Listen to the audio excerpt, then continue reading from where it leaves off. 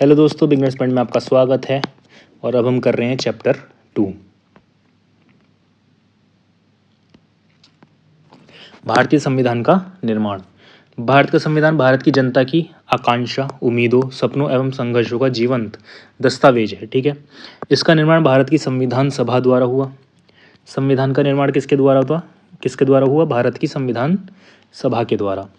औपचारिक रूप से संविधान सभा अधिक लोकतांत्रिक संस्था नहीं थी, क्योंकि इसके सदस्यों का निर्वाचन वयस्क मताधिकार के आधार पर नहीं बल्कि प्रांतीय विधानमंडलों द्वारा हुआ था। ये विधानमंडल भी जनता के सीमित प्रतिनिधियों द्वारा चुने गए थे। इसी प्रकार देशी रियासतों के प्रतिनिधि वहाँ के शासकों द्वारा मनोनीत किए गए थे। पर इसका एक दूसरा पहलू यह है कि इसमें देश के सबसे लोकप्रिय एवं महत्वपूर्ण नेता शामिल थे। प्रमुख गैर कांग्रेसी नेताओं को भी संविधान सभा से जोड़ा गया था। जीवन के सभी क्षेत्रों, राजनीति, समाज सेवा, कला, साहित्य, विज्ञान, विधि आदि से जुड़े शीर्ष व्यक्ति इस सभा के सम्मानित सदस्यों में शामिल थे। इस प्रकार कहा जा सकता है कि संविधान सभा का गठन लोकतांत्रिक नहीं था, इसके बावजूद इसे व्यापक जन समर्थन प्राप्त था। यह सही अर्थों में देश की जनता की आकांक्षाओं का प्रतिनिधित्व करती थी। भारत के संविधान का निर्माण संविधान सभा द्वारा किया गया, जिसकी स्थापना 1946 कब की गई थी? 1946 के कैबिनेट मिशन योजना के अंतर्गत की गई थी। संविधान सभा के कुल 389 सदस्य थे, जिनमें 292 प्रांतों के प्रतिनिधि, 93 भारतीय रियासतों के प्रतिनिधि, 4 चीफ कमिश्नरीय प्रांतों के प्रतिनिधि थे। कैबिनेट मिशन योजना के अनुसार जुलाई 1946 में संविधान सभा के चुनाव हुए। संविधान सभा के लिए कुल 389 सदस्यों में से प्रांतों के लिए निर्धारित 296 सदस्यों के लिए ही चुनाव हुए। चुनाव में कांग्रेस को 208 सीटें मिली और मुस्लिम लीग को 73। कितनी मिली? 73। जो चुनाव हुए थे उसमें कांग्रेस को कितनी मिली थी? 208 सीटें और मुस्लिम लीग को 73। संविधान सभा में ब्रिटिश प्रांतों के 296 प्रतिनिधियों का विभाजन सांप्रदायिक आधार पर किया गया था। इनमें 213 सामान्य, 79 मुसलमान तथा 4 सिख थे। कितने थे? 213 कैसे थे? सामान्य, 79 कैसे थे? मुसलमान और 4 सिख थे। संविधान सभा के सदस्यों में अनुसूचित जनजाति के सदस्यों की संख्या 33 थी। संविधान सभा में महिला सदस्यों की संख्या 12 थी। संविधान सभा की प्रथम बैठक 9 दिसंबर 1946 को हुई तथा इसने अपने सबसे वरिष्ठ सदस्य डॉक्टर सच्चिदानंद सिन्हा को अस्थायी अध्यक्ष घोषित कर दिया। यह क्वेश्चन बहुत ज़्यादा पूछा जाता है। संविधान सभा की प्रथम बैठक कब हुई थी? 9 दिसंबर 1946 को। इसने क्या किया था? अपने सबसे वरिष्ठ सदस्य डॉक्टर सच्चिदानंद सिन्हा को अस्थायी अध्यक्ष घोषित कर दिया। अगर पूछता है कि अस्थायी अध्यक्ष कौन थे, तो कौन थे वो? डॉक्टर सच्चिदानंद सिन्हा। 11 दिसंबर 1946 को संविधान सभा में ने डॉक्टर राजेंद्र प्रसाद को अपना स्थायी अध्यक्ष तथा एस.सी. मुखर्जी को उप सभापति नियुक्त किया तथा सर वी.एन. राव को संविधान सभा का परामर्शदाता नियुक्त किया। देश के विभाजन के उपरांत मुस्लिम लीग ने संविधान सभा से अपने सदस्यों को वापस बुला लिया। इसके फलस्वरूप संविधान सभा के सदस्यों की संख्या घटकर 299 रह गई। इनमें से 229 प्रांतों के प्रतिनिधि तथा 70 रियासतों के प्रतिनिधि शामिल थे। संविधान के निर्माण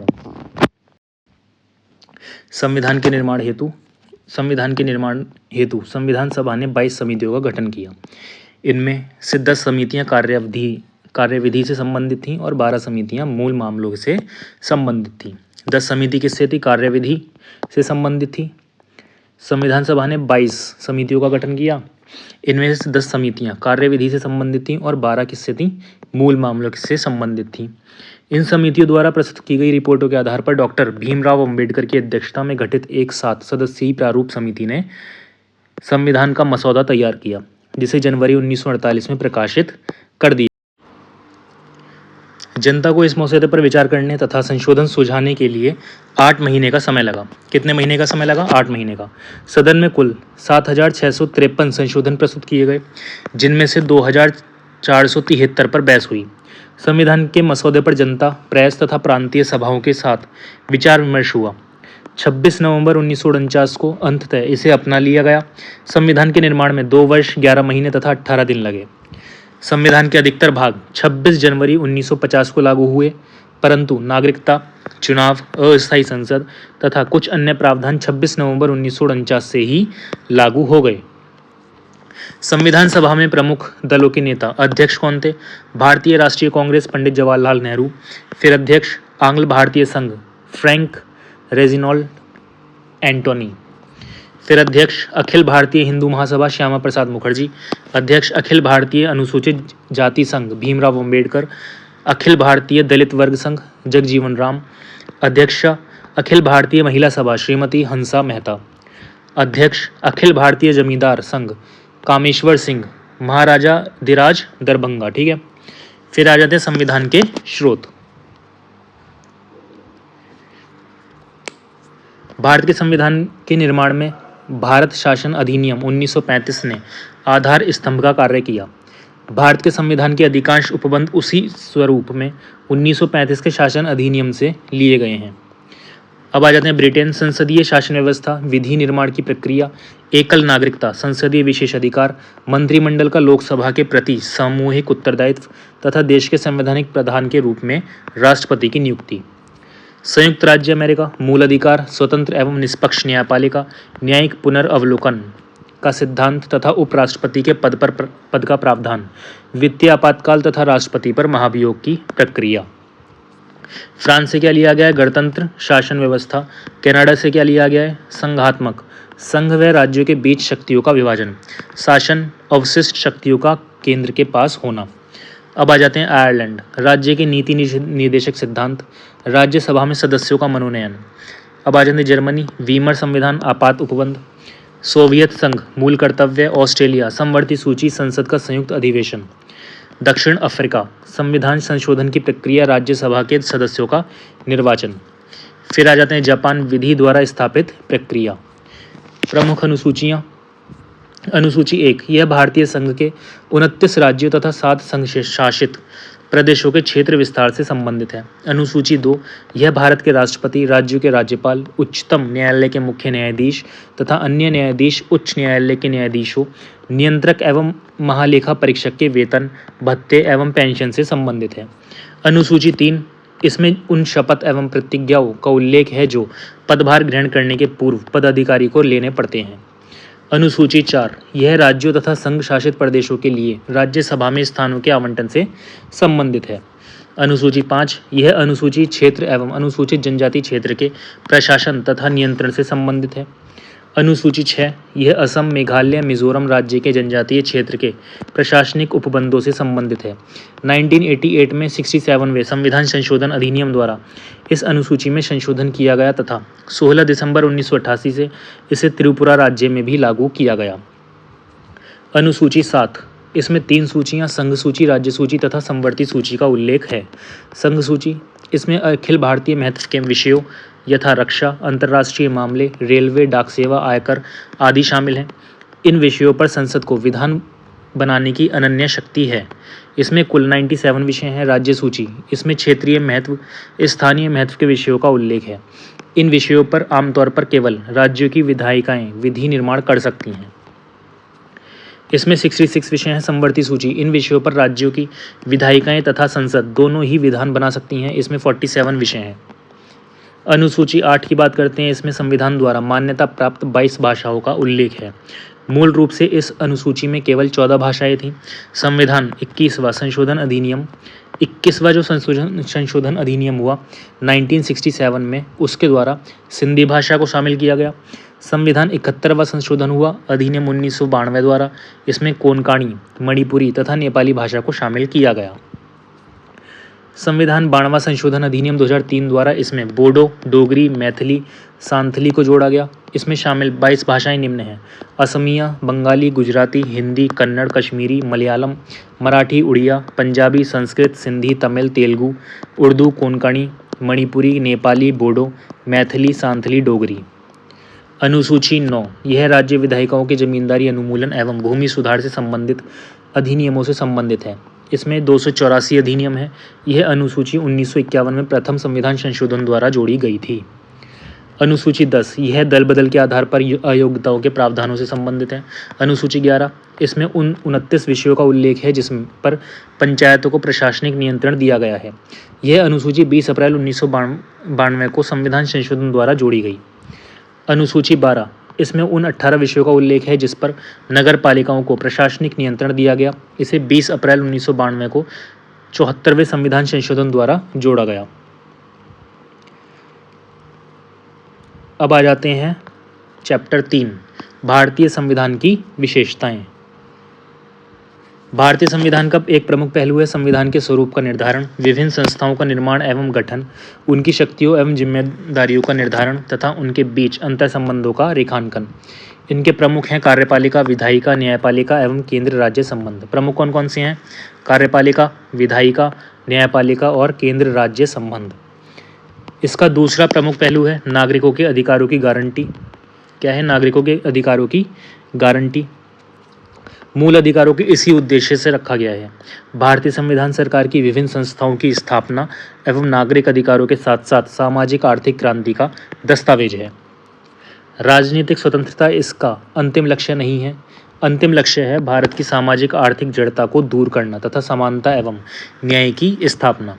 इसी कारण यह माना गया कि संविधान राजनीतिक व्यवस्था की स्थापना के साथ साथ सामाजिक आर्थिक पुनर्गठन में भी महत्वपूर्ण भूमिका निभाएगा।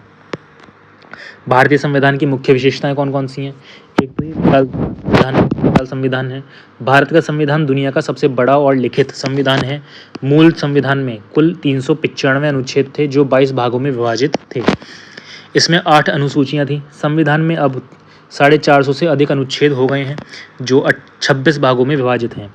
इसमें 12 अनुसूचियां शामिल हैं। इसकी विशालता का सबसे बड़ा कारण यह है कि इसमें दुनिया के सभी संविधानों की अच्छी बातों को समाविष्ट किया गया है जिससे भविष्य में संविधान के संचालन में कठिनाइयां उत्पन्न ना हो।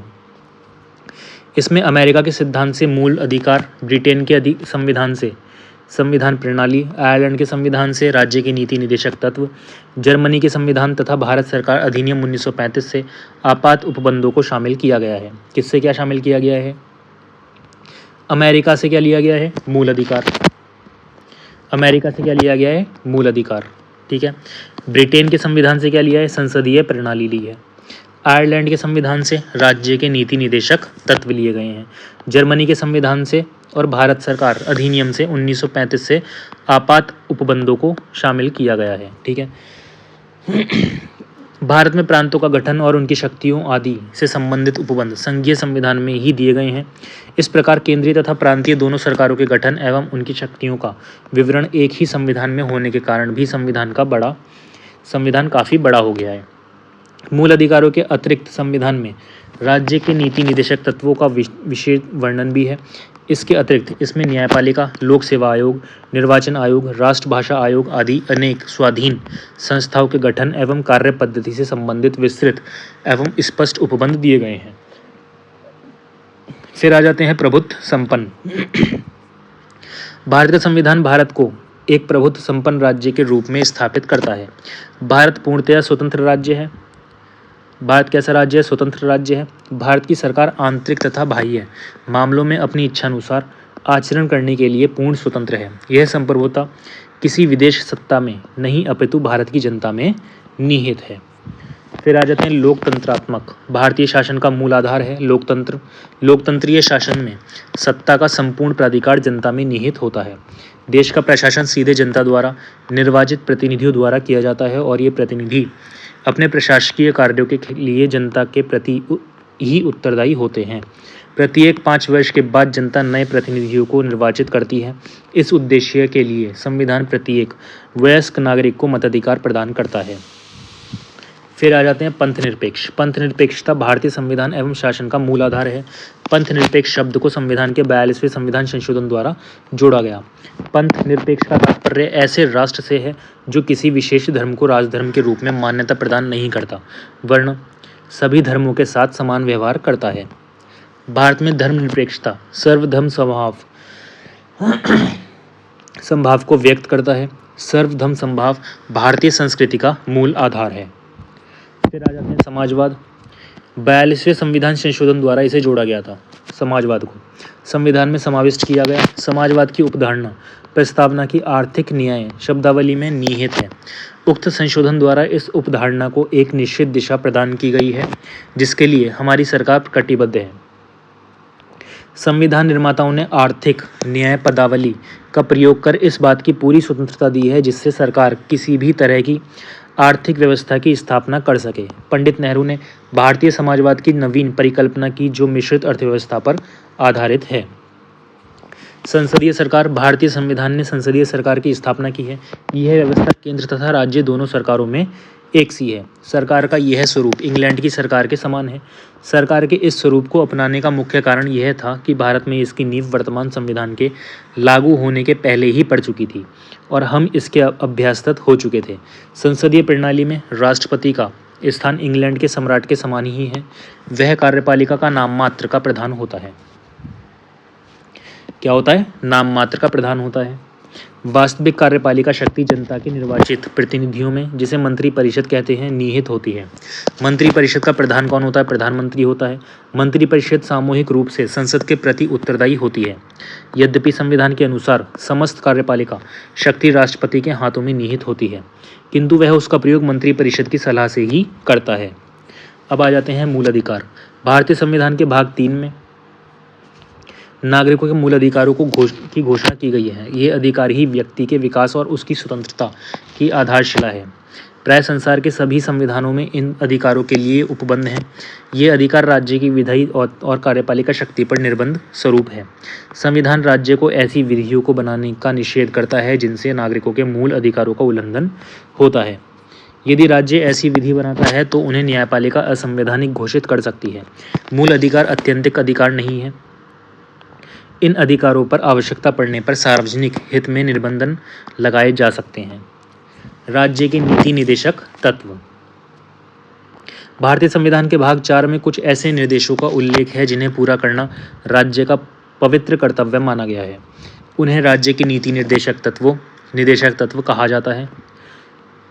ये सिद्धांत निदेशों के रूप में हैं जो विधानमंडल तथा कार्यकारिणी के पथ प्रदर्शन के लिए संविधान में उपबंधित किए गए हैं। इसके अंतर्गत मुख्य रूप से धन तथा उत्पादन के साधनों का नियोजित वितरण, बालकों के लिए निःशुल्क और अनिवार्य प्राथमिक शिक्षा, देश के लोगों के जीवन स्तर को ऊंचा उठाना, कार्यपालिका तथा न्यायपालिका का पृथक्करण, अंतर्राष्ट्रीय शांति और सुरक्षा का प्रयास तथा ग्राम पंचायतों का संगठन आदि शामिल हैं। ग्लेनविन ऑस्टिन ने इन सिद्धांतों को राज्य की आत्मा कहा है। नम्यता तथा अनम्यता का मिश्रण। सामान्य तथा परिस्थितियों में बदलाव के साथ संविधान में संशोधन की आवश्यकता पड़ती है। भारतीय संविधान एक लिखित संविधान होते हुए भी काफ़ी परिवर्तनशील संविधान है। भारतीय संविधान में केवल कुछ ही उपबंध ऐसे हैं जिनमें परिवर्तन करने के लिए एक विशेष प्रक्रिया का अनुसरण किया जाता है, जबकि अधिकतर उपबंधों में संसद द्वारा साधारण विधि पारित करके ही परिवर्तन किया जा सकता है। यहाँ तक कि संशोधन की विशेष प्रक्रिया भी विश्व के अन्य संघात्मक संविधान की अपेक्षा अधिक सरल है। भारतीय संविधान में नम्यता, लचीलापन और अनम्यता, कठोरता दोनों गुणों का अनोखा मिलन है। केंद्रोन्मुख संविधान। भारतीय संविधान संघात्मक होते हुए भी केंद्रोन्मुख है। आपातकालीन परिस्थितियों में संविधान पूर्णतया एकात्मक संविधान का एक रूप धारण कर लेता है। यही नहीं, संविधान में कुछ ऐसे उपबंध भी हैं जो शांति काल में केंद्रीय सरकार को अधिक शक्ति प्रदान करते हैं। अमेरिका, ऑस्ट्रेलिया, कनाडा के संघात्मक संविधानों में यद्यपि संघात्मक सिद्धांतों को बड़ी कठोरता से लागू किया गया था, किंतु आज इन सभी संविधानों में भी केंद्रीयकरण की सबल प्रविष्टि स्पष्ट रूप परिलक्षित होती है। संविधान में ऐसे उपबंधों को समाविष्ट किया गया है जिनके फलस्वरूप केंद्र राज्यों से अधिक शक्तिशाली है। आज़ादी के समय विविध एवं विघटनकारी प्रवृत्तियों को ध्यान में रखते हुए यह माना गया कि विभिन्न राज्यों के हितों की अपेक्षा समस्त देश का हित सर्वोपरि है। देश की सुरक्षा तभी हो सकती है जब देश की सारी शक्ति विभिन्न राज्य सरकारों में निहित ना होकर केंद्रीय सरकार में निहित हो। फिर आ जाते हैं वयस्क मताधिकार। अंग्रेजों के समय में प्रचलित सांप्रदायिक मताधिकार की प्रणाली को समाप्त करके हमारा संविधान बिना किसी भेदभाव के सभी को समान मत देने का अधिकार प्रदान करता है। भारत का प्रत्येक वयस्क नागरिक, वह चाहे स्त्री हो अथवा पुरुष, यदि 18 वर्ष की आयु का हो चुका है तो उसे निर्वाचन में मतदान करने का अधिकार प्राप्त है। यद्यपि संविधान सभा के कुछ सदस्यों ने इस मताधिकार की कड़ी आलोचना की थी। उनका कहना था कि भारत की जनसंख्या का बहुत बड़ा अंश निरक्षर है जो इस अधिकार का सही प्रयोग नहीं कर पाएगा। उसका मानसिक स्तर भी इतना परिपक्व नहीं है कि वह शासन के गठन में पूर्ण विवेक से कार्य कर सके। फिर भी संविधान सभा ने बहुमत से इसे स्वीकार किया। एक हरी एवं स्वतंत्र न्यायपालिका। स्वतंत्र एवं एक हरी न्यायपालिका की स्थापना भारतीय संविधान की एक महत्वपूर्ण विशेषता है। संघात्मक संविधान में प्राय दोहरी न्याय पद्धति होती है। संयुक्त राज्य अमेरिका में संघात्मक संविधान के सिद्धांतों को कठोरता से लागू किया गया है। फलतः वहाँ दोहरी न्याय व्यवस्था की स्थापना की गई है, एक संघ की दूसरे राज्यों की। इसके विपरीत भारतीय संविधान संघात्मक होते हुए भी सारे देश के लिए न्याय प्रशासन की एक ही व्यवस्था करता है, जिसके शिखर पर उच्चतम न्यायालय विद्यमान है। उच्चतम न्यायालय के निर्णय देश के समस्त न्यायालयों के ऊपर बाध्यकारी होते हैं। देश की विधियों में एकरूपता, स्पष्टता तथा स्थिरता की दृष्टि से एक हरी न्याय व्यवस्था के लाभों से इनकार नहीं किया जा सकता है। भारत में न्यायपालिका को केंद्र तथा राज्य किसी के अधीन नहीं रखा गया है। इस दृष्टि से भारत की न्यायपालिका संसार की सभी न्यायपालिकाओं की अपेक्षा सुदृढ़ एवं शक्तिशाली है और यह प्रजातांत्रिक व्यवस्था के सर्वत्र अनुकूल है। स्वतंत्र न्यायपालिका के रूप में यह संघ एवं राज्यों के बीच विवादों का निपटारा करता है। यह विधानमंडल द्वारा बनाए गए कानून की न्यायिक समीक्षा करता है तथा असंगत पाए जाने पर उसे असंवैधानिक घोषित करता है। न्यायालय नागरिकों के मूल अधिकारों का संरक्षण भी करता है। देश में न्याय एवं कानून के शासन को लागू कराना न्यायपालिका का मुख्य दायित्व है। एकल नागरिकता। संयुक्त राज्य अमेरिका में दोहरी नागरिकता का प्रावधान है। एक संयुक्त राज्य की और दूसरी उस प्रांत की जिसमें कोई नागरिक स्थायी रूप से निवास करता है। दोनों प्रकार के नागरिकों के भिन्न भिन्न अधिकार और कर्तव्य होते हैं। भारतीय संविधान संघात्मक होते हुए भी केवल एक नागरिकता को मान्यता प्रदान करता है। भारत का प्रत्येक नागरिक केवल भारत का नागरिक है, न कि किसी प्रांत का। ऐसा राष्ट्रीय एकता को सुनिश्चित करने के उद्देश्य से किया गया है। नागरिकों के मूल कर्तव्य। 42वें संविधान संशोधन द्वारा संविधान में एक नया भाग 4 के जोड़कर नागरिकों के मूल कर्तव्यों को समाविष्ट किया गया है। इसके अनुसार भारत के प्रत्येक नागरिक का यह कर्तव्य होगा कि वह संविधान का पालन करे तथा राष्ट्रध्वज और राष्ट्रगान का आदर करे। स्वतंत्रता आंदोलन के आदर्शों को हृदय में संजोए रखें और उसका पालन करें। भारत की प्रभुत्ता, एकता एवं अखंडता भी रक्षा करें। भारत के सभी लोगों में समरसता और भ्रातृत्व यानी कि भाईचारा और समानता की भावना का विकास करें। भारत की संस्कृति का परिरक्षण करें। प्राकृतिक पर्यावरण की रक्षा और संवर्धन तथा प्राणी मात्र के प्रति दया भाव रखें। यही कर्तव्य बताए गए हैं। प्राणी वगैरह के प्रति दया रखें, समानता रखें, भाईचारा रखें। वैज्ञानिक दृष्टिकोण, मानववाद, ज्ञानार्जन तथा सुधार की भावना का विकास करें। इस प्रकार मूल कर्तव्य भारतीय नागरिकों की समाज, शासन एवं न्याय व्यवस्था में सक्रिय भूमिका सुनिश्चित करते हैं। अब ये देखेंगे अगले क्लास में, ठीक है। तब तक लाइक करें, कमेंट में बताएं और सब्सक्राइब करें। धन्यवाद।